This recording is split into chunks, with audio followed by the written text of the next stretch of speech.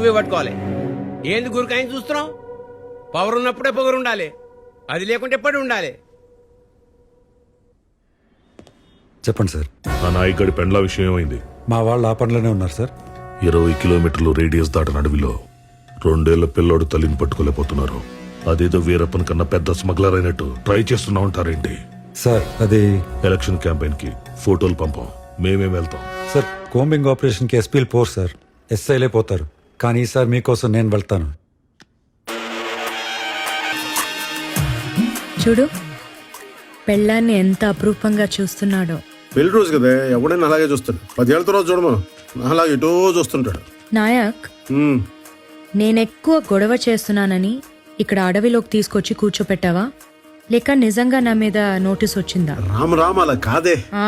ఆ రాముడు కూడా ఇలాగే, ఒకటే బాణం ఒకటే సీత అని అడవిలో వదిలేశాడు. ఆవిడంటే అమాయకురాలే, అడవిలో ఉండిపోయి